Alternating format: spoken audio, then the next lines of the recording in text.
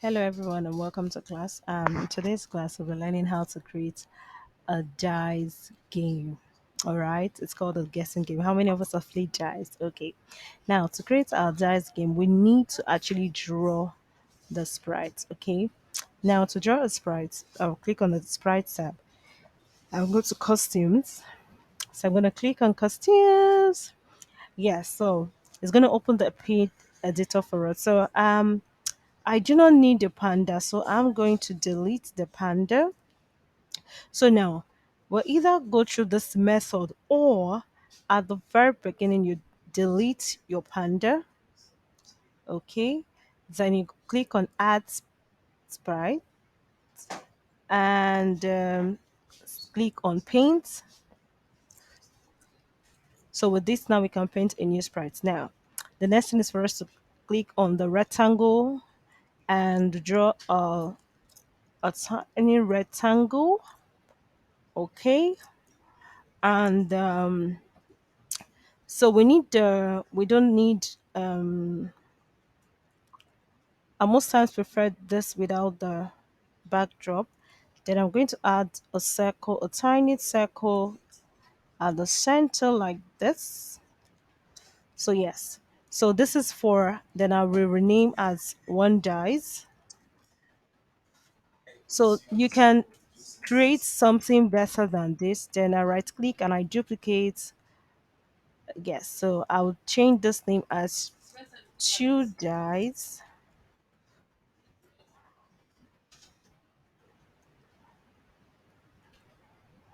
Then to duplicate this, I'm going to click on this and I'm going to select copy and paste.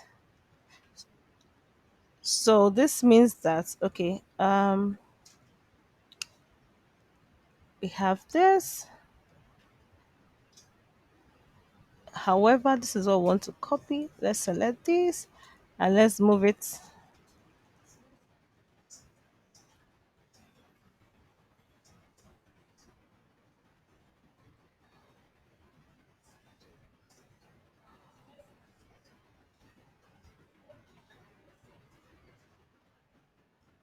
So we have two dies. Let's create a bit of a space in between them. Okay, so we have two dies. So you will keep doing this until we have three dies, four dies, five dies, and six dies. All right. So now all we need to do is each of the dies just keep increasing the number of circles. So I'm going to click copy and paste. So I have three dies, and I'll try as much as possible to move it to a location or position.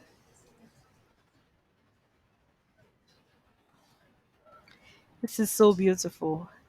And then I'm going to change the name to three dies. And this here is four dies. So I'm going to highlight this, copy and paste.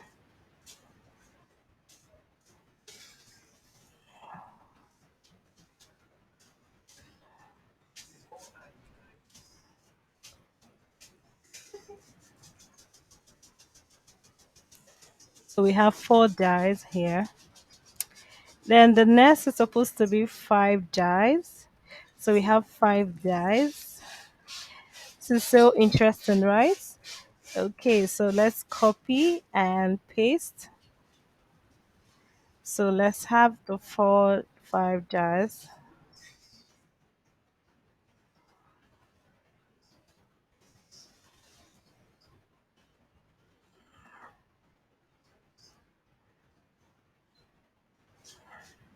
So we're going to select one, copy, and we'll paste. So we have an extra dice. So I'm going to move this with my arrow keys. I'm actually moving this with my arrow keys to the position I want it to be. So I have five dice. So I'll prefer to duplicate my five dice than the other one. So I have, so let's delete this. So we could rename this as six dies. All right. So six dies. Let's delete this. Let's highlight this, copy and do paste. So, and we can move this to the location we want. This is such an amazing game. Okay.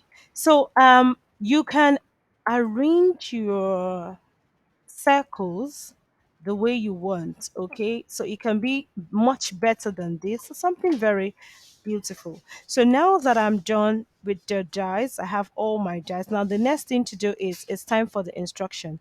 So we're going to click on this X and it goes straight to the instructions. Okay, so now to write my instructions, the first thing is I need my events block. So we're going to bring out the when green flag is clicked, then looks to switch costume.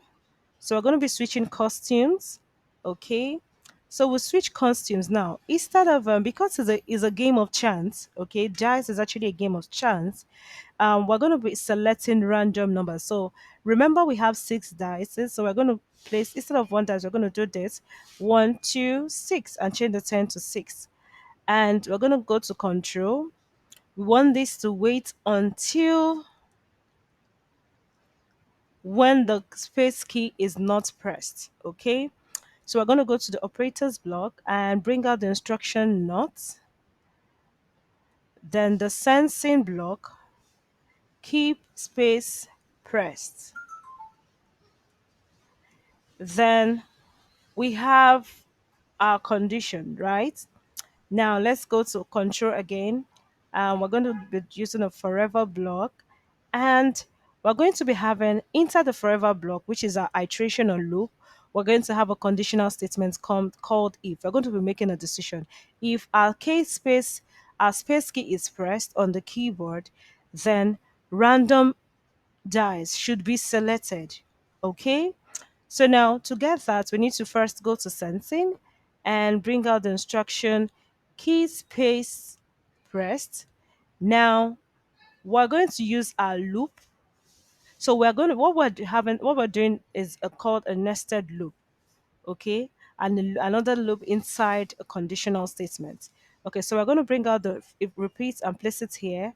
Now remember, instead of repeat term, we're going to do was pick out random numbers, and we're going to be selecting random numbers from 30 to 60.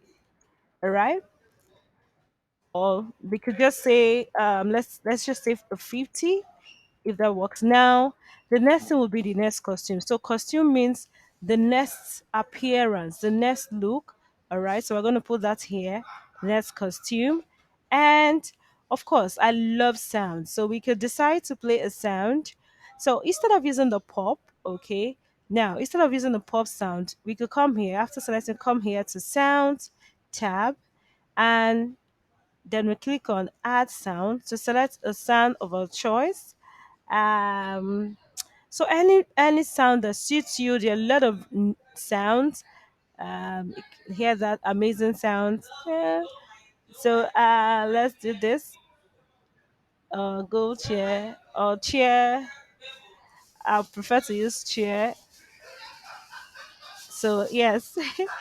So I'm actually selecting the chair, then I'll go back to my blocks of code, then we'll select so we're going to be selecting start sound chair. Yes, so you can also record your sound if you want to. Now, after the repeat block, we're going to put the instruction to wait for 3 seconds. After the repeat, wait for 3 seconds instead of one. And we're going to also bring out the wait until.